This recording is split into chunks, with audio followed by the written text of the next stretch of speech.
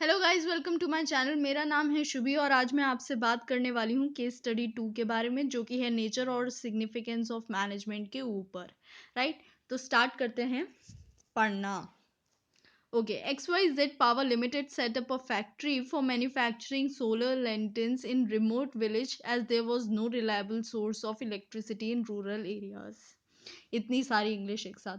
देखो, XYZ power limited ने एक फैक्ट्री सेटअप करी एक रिमोट विलेज में, ये देखते हुए कि भाई बिजली का कुछ अता पता नहीं है, तो सोलर लैंटर्न्स जो हैं सेटअप कर देते हैं। तो अब वो क्या होता है, वो ये होता है, हिंदी में कहा जाएगा लालटेन।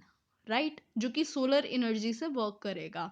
ठीक है, तो अब उसी के बारे में बात की गई है कि जो रेवेन्यू अर्न करती है कंपनी, वो सफिशिएंट था to cover cost and risk. वो इतना था कि हाँ भैया चलो कॉस्ट कवर हो जाती है। ठीक है, लेकिन आगे आगे क्या हुआ, डिमांड जो है इंक्रीज हुई लेंटर्स की, और कंपनी ने डिसाइड किया कि भाई हमारे तो मज़े आ गए, अब हम प्रोडक्शन जो है बढ़ाएंगे, क्योंकि डिमांड ज़्यादा है, और हायर जो सेल्स हैं अपनी वो बढ़ाएंगे, सेल्स वॉल्यूम, क्योंकि डिमांड ज़्यादा है। तो अब प्रोडक्शन बढ़ाएंगे, काम बढ़ाएंगे, तो लोगों की ज़रूरत तो पड़ेगी ना। तो उन्होंने क्या किया, they decided to employ from nearby village.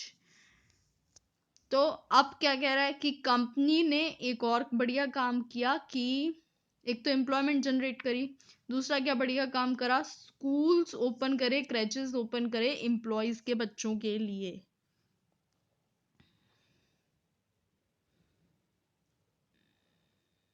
Identify and explain the objectives of management discuss above. तो चलिए बात करते हैं।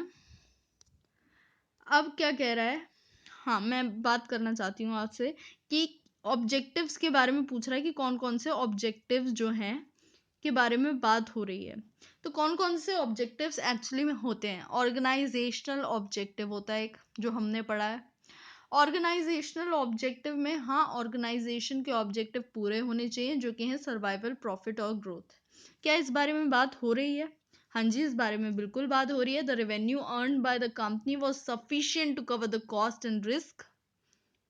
ठीक है, तो इस सेंटेंस में बात हो रही है ऑर्गेनाइजेशनल ऑब्जेक्टिव की।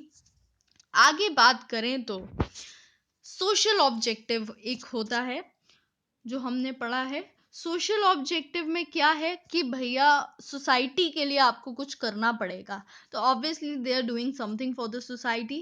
दे are opening school and creches for the children of its employees. Right, अब आपको ना एक कंफ्यूजन आएगा, जो मैं अभी नहीं बताऊंगी, अभी थोड़ी देर में वो डिस्कस करूंगी। अब क्या है, अब तीसरा है पर्सनल ऑब्जेक्टिव। क्या पर्सनल ऑब्जेक्टिव पूरा हो रहा है? पर्सनल ऑब्जेक्टिव मुझे भी नहीं पता पूरा हो रहा है कि नहीं, मुझे इसके लिए एनसीईआरटी देखनी पड़ेगी। देखो, ये रहा आंसर कि ऑर्गेनाइजेशनल ऑब्जेक्टिव, ये आपको बताना होगा क्या होता है, फिर सर्वाइवल, प्रॉफिट और ग्रोथ बताना होगा, फिर सोशल ऑब्जेक्टिव के बारे में बताना होगा। राइट, अब आगे बात करते हैं ऑब्जेक्टिव्स ऑफ मैनेजमेंट के बारे में। ऑर्गेनाइजेशनल ऑब्जेक्टिव को आपको खुद से पढ़ना है। मैं बात करूंगी अभी सोशल ऑब्जेक्टिव के बारे में, जो कहता है it involves creation of benefit of society. ठीक है, सोशल ऑब्लिगेशन होती है जो फुलफिल करनी पड़ती है। आगे बात करता है this includes using environmental friendly methods of production, giving employment opportunity to disadvantage section of society, providing basic amenities like school and creches to employees. ढंग से पढ़ लीजिए इसको, देखिए इसलिए ज़रूरी होती है एनसीईआरटी पढ़नी। अब आप कहेंगे कि वो तो पर्सनल में आ जाएगा ना, पर्सनल एक बार देख लेते हैं।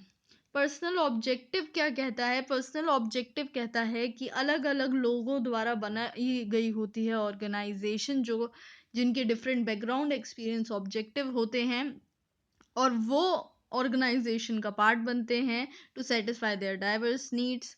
ठीक है, अब क्या बात हो रही है मेन, मैं बताती हूँ आपको। Personal growth and development, mark this. Personal objectives का मतलब, अब पता है आपके मन में क्या डाउट आएगा, आपके मन में डाउट आएगा कि ये जो स्कूल के लिए, ये जो एम्प्लॉयज के लिए, बच्चों के लिए स्कूल ओपन किया, ये तो पर्सनल ऑब्जेक्टिव हुआ ना मैम।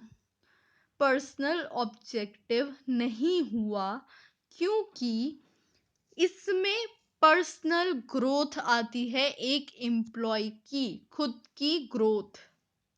और मैं एज अ प्रूफ आपको दिखा चुकी हूँ, सोशल ऑब्जेक्टिव में लिखा हुआ है, एनसीईआरटी है ये, आप क्रॉस चेक भी कर सकते हैं।